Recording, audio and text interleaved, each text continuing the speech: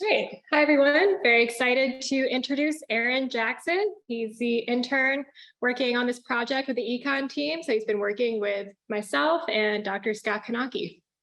Give it up for Aaron.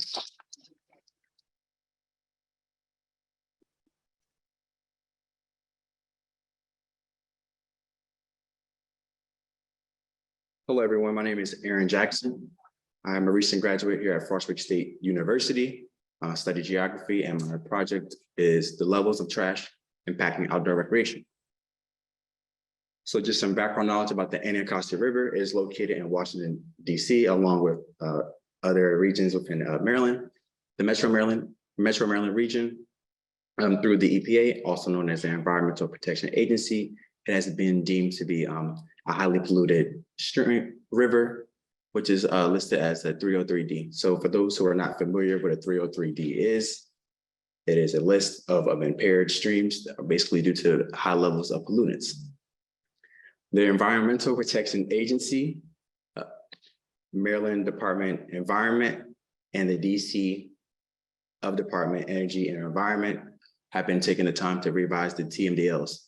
Again, so for those who are not familiar with TMDLs they are total maximum daily loads, and they basically establish the maximum amount of pollutant within a water body. So the Pearl team, us, we're going to be conducting research and trying to also revise these TMDLs. So we're going to create a survey. So briefly, this survey is going to be sent out to the general population. It's going to touch areas in the Maryland, DC, and some parts of Virginia. And basically, the visualizations provided will give everyone a human perception to determine what levels are more so unacceptable or acceptable. Previous literature. So again, what has been explored has been pollutants impacting water-based or adjacent research. So the two main studies that I've been studying have been JICUS and the Supley paper. So again, this approach that they have been studying, this is like the first study. So they are studying different algae levels within water streams. So determining how it's impacting outdoor recreation. So we're kind of using this approach and kind of making it more so unique because it's never been done with trash before. Also, just to touch bases on our curling approach. Again, this focus on debris, on how it affects in the marine environment. As you can see, here is a screenshot of our potential stream segments. So again, these are, again, a total of 7. And what we do is we evaluate each one, and for our project that we best suitable, we will be selecting 2 that meet the requirements for our project. Here's our stream evaluation rubric. So this is how we grade the stream. So we take the time to go out to each stream. And again, the main things that we kind of look for is accessibility. So once we get there, how long does it take for us to reach the stream? So sometimes it can be anywhere from just getting out to our vehicles and heading straight to the stream, or if we have to walk a few distances. Ideally, we want our stream path to be at least 100-foot straight stream path segment, along with making sure that it is safe when entering and exiting. There have been a few stream sites that have been kind of more so non-shallow and high levels of water, which make it more difficult and kind of be unsafe to not knowing how you enter and what are you stepping on. And again, lastly, to support the streams within the rubric, we want to make sure that it's able to have several types of water recreation activities. Here is a ranking potential of our stream sites. So again, there are 7 in total. The max you can score is a 21. So the 2 highest are Northeast Branch and Sligo Creek. Overview of the streams, Sligo Creek and Northeast Branch. So the top picture is the picture of Sligo Creek. It is located in Montgomery County, Maryland, and the length distance is 9.1 miles. Personally, these are the 2 streams that we'll be working with, and the first one is my favorite. This area is very peaceful and is more so secluded. And then with Northeast Branch, it is located in Prince George's County, Maryland, with a length distance of 3.2 miles. I'm describing Northeast Branch. I would say it's more so of an enforced embankment. So this gives us 2 different stream styles and how they are different they're formed differently. And so this can show us this can allow us to look at the different types of streams and how, even though they're different, they have some similarities.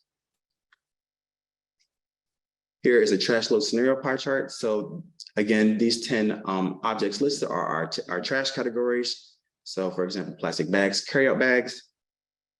So this data has been collected through COG. So for those who are not familiar with COG, it is DC Council of Government. And again, so the percentage underneath is a representation of a 5-year average trash distribution within the Anacostia River. So when we do our trash load scenarios, ideally the number within the pie chart remains the same. The only numbers that are changing is the amount of trash and then the weight by pound. Also, again, like how I mentioned that we do keep the percentage the same, it is important to maintain this control because without this control, it would make the studies kind of a little messed up. But again, previous studies have been shown that people do perceive different types of trash differently.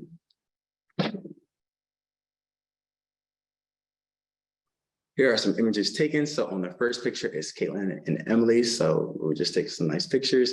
And then the other 2 pictures are just an idea of this type of trash that we collect. So there's a whole bunch of trash I would list it, but I'll do that later. Our first approach, ex-situ photos. So ex-situ is moved from its original place. So what outside of the environment, so its current environment. So the ex-situ stage photo approach has been shown in previous study. Also, what I mentioned, the curling. So our first picture will be an example of our 0 pound scenario. So within our 0 pound scenario, there should be no trash visible. And in our last photo on the right, it's a lot of trash. This will be our 200,000 pound scenario. So again, ideally, when taking these photos, it is important to make sure that I keep the same angle and to make sure no trash is overlapping nor shadow present within the photo. Our next approach, in situ photos. So what is in situ? So it's kind of basically the opposite. So it's within its original place, inside the environment. So this display allows us to look at the visualizations. So these pictures presented to you now, these have been practiced here at the Pro Pier. So ideally, again, making sure I keep the same angle and being able to make sure this trash kind of looks as realistic as possible. When the survey is once the survey is deployed and people are looking at these visualizations, we want the public to look at these photos and not just say that they were just placed there. We want to look as realistic as possible. Here is a quick video of Northeast Branch and just the side of the embankment. And this is how it would look for a giraffe run within our survey.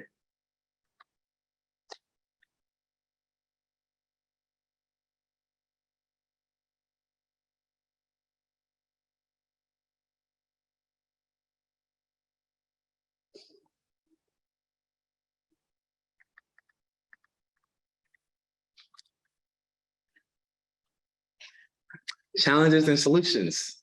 Okay, so when I first came onto this internship, I would just say, like, again, like when you're working with any project, of course, you're gonna have a lot of obstacles and hiccups. But one thing how I like about the economics team, I like how we can just all come together and just meet and we can just talk about the challenges and just be able to provide solutions and just get feedback on our ideas. So using the GoPro stabilizer and our camera handheld.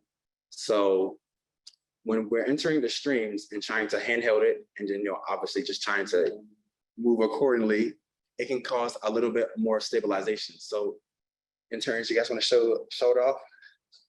So this is the mechanism that we designed. It's a boogie board attached with a GoPro. So this design helps us create, so the boogie board, it helps it float in the water along with the GoPro stabilizer. So the technology within the GoPro has a built-in stabilizer that helps the videos and pictures be more stable and stabilized. Challenge number 2, the ex-situ approach. So again, the pictures that I showed previously in my PowerPoint, having those pictures on the white tarp.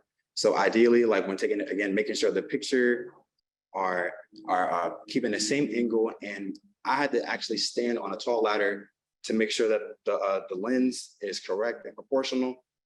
Within the GoPro, even though it is a great model for recording, but when it comes to taking pictures, the wide lens is very long, so you kind of get a lot of it. And I know there are a lot of technology to crop being able to crop most of the stuff out the picture, it wasn't really ideally. So the solution for this problem was using an iPhone camera and just using the correct lens. It was actually 0.5 meters.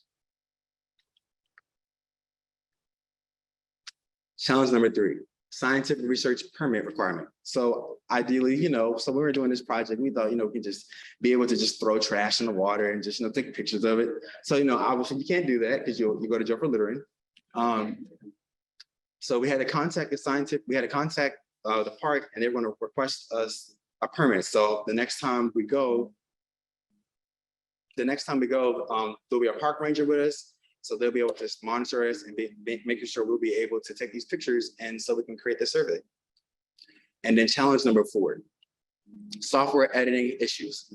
So Adobe Express. So the video I showed you guys, it's an okay video, but as you can see, there was a little bit of kind of like too much movement. It wasn't as stable. However, like, since I have the GoPro, if anyone's interested, I can show you the video. But when you guys are actually looking at the GoPro video, it looks very stable, but like when you blow it up on Adobe Express, it's not. So we're just gonna take some steps back from the video and focus more so on the visualizations. Further research.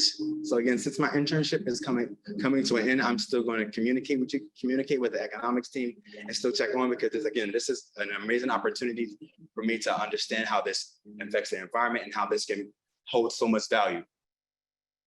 Again, the people within the economics group will continue to work with the work groups and meet with them on a daily basis and continue to show their progress and get any feedback that can be relevant towards the study. And then the ideal goal, since this is a 3-year project, the server will need to be deployed within early 2023. I just want to give a big shout out to my family. Unfortunately, my family could not make it. Friends, guests, and especially the Morgan State Pro team for accepting me as an intern and just allowing me to be me and giving me this amazing opportunity. Any questions?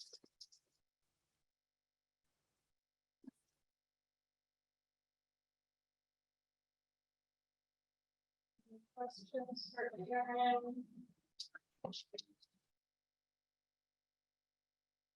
What is the most interesting contrast and repeat the question for you. Repeat the question. So the question was, what was the most interesting piece found here working through the Pearl? I would say we collected a Dora the Explorer blanket. It was like really long and very dirty, but it was kind of cool. Yes. Is there any comparison of Rock Creek and the condition of the water now as opposed to say 30 or 40 or 50 years ago? The reason I ask is I used to play in Rock Creek as a kid, which was 50 or more years ago. We didn't think too much about it. We didn't drink the water. We'd go down there and play it. And I also have wonderful memories in the winter time with friends. We'd go down there with a fresh beer can and sticks and play hockey. It was nice to see that we're still working on it. But I was wondering if it's degraded or about the same, or if there's any way to know. I would say from my perspective, I would probably say that it's the same. Okay. Wonderful. Thank you. Thank you.